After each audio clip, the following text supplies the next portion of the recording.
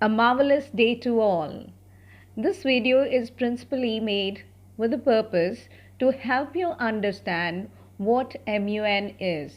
The concept of MUN can be understood only after we understand the organization UN, that is United Nations. United Nations essentially is an organization which facilitates a forum, that is meeting of all the representatives of different countries, so that they can discuss problems affecting the world.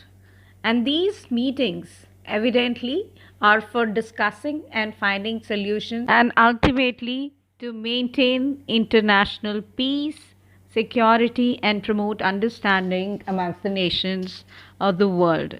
The UN works through 6 main committees, which you can see on the screen right now: the Disarmament and International Security, Economic and Financial Committee, and many others.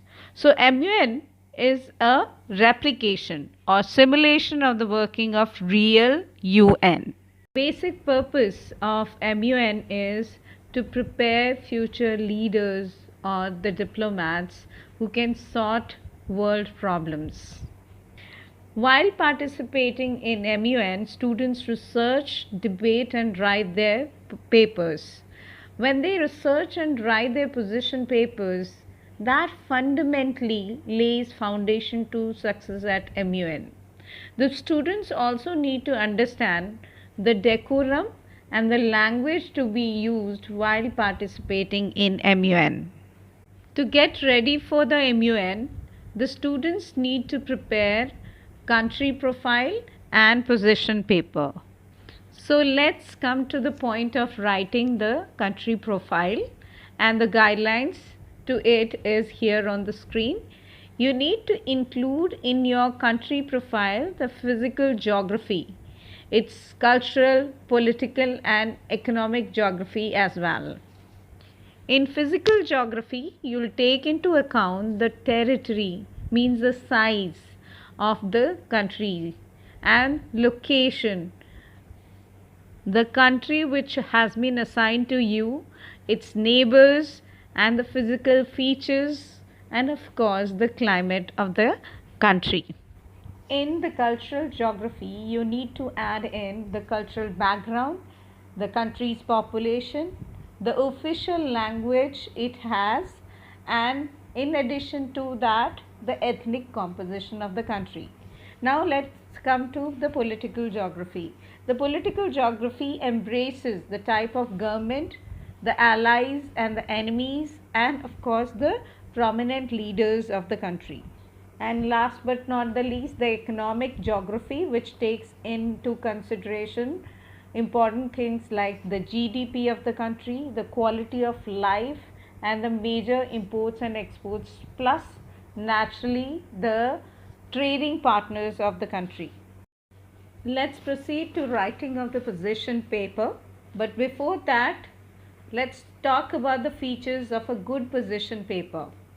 A position paper should be brief and should not run into pages and should be extensively researched. The value points of position paper are: it should have an introduction which comprises of the background of the topic, that is the history relating to the topic, the effects of the issue on your country, the country's policies, the action taken by your country towards the issue, and certainly mentioning the actions of UN, whether it supports or condemns the issue. Furthermore, the country's policies and its justification of the policy through use of statistics. For example, in case of the issue like usage of drones for the defense of country, you should include the country's position, your country's position related to usage of drones for defense purposes. What are the effects of using drones on civilians? Now let's understand the flow of debate on the day of MUN. You should be well versed with the procedure of flow of debate and the language to be used, the official language, the various phrases to be used on the day of MUN. The flow of debate starts with roll call. The chairperson will announce each country's name, and after the delegates hear their country's name, they should answer either present or present and voting.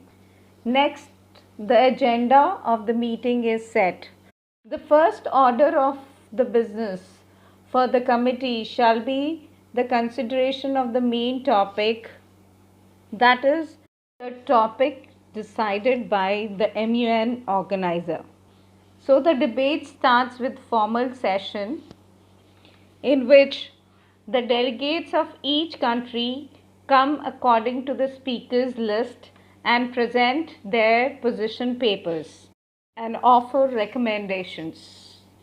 And further, the debate happens through moderated or unmoderated caucuses. The delegate is not to use I, but he has to use we, as he is the representative of his country.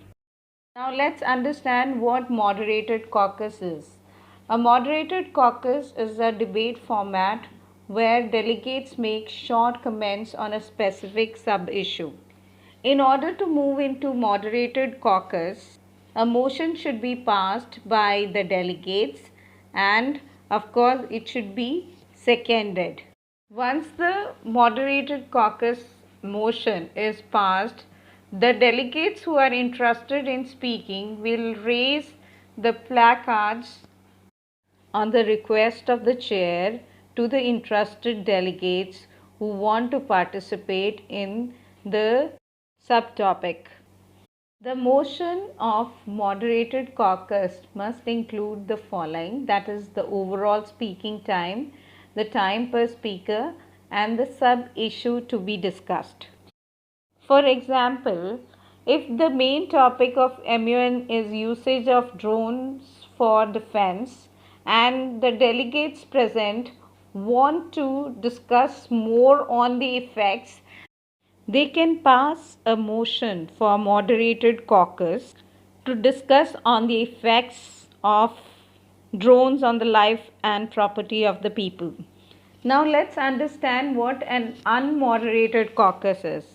An unmoderated caucus is basically a debate format in which delegates move freely and informally and talk to other delegates or delegations, and it happens usually when delegates find allies and or they want to work on draft resolutions. Here the chair doesn't have any role. After each topic is discussed through formal session, moderated and unmoderated caucuses, there is drafting of resolution. First, a draft of ideas is prepared by the delegates, which is called as working paper, through persuasions and negotiations with other delegates. Then the resolution is drafted and it is prepared finally. And then it is open for the vote. For example, in case of usage of drones by a country for countering terrorism, the country using the drone should see that the civilian population, it's the life and property of the civilian population is not harmed in any case. In such a situation, the delegates can come up with resolution that the country using the drone to counter terrorism should comply obligation under international humanitarian law and human rights law. Once this resolution is drafted, this should be open for voting, and the resolution requires a simple majority to pass. During the formal session, after every delegate's speech, the chair asks if the delegate is open for any question, and the delegate answers any and all. So the delegates from other countries can ask questions from the delegate on the floor through point of information or point of follow-up. Let me introduce you to some of the motions. The motions which can be put forth are Moderated Caucus, motion for Unmoderated Caucus, and to introduce the amendments. I hope this video has helped you in understanding about the procedure of MUN. Thank you.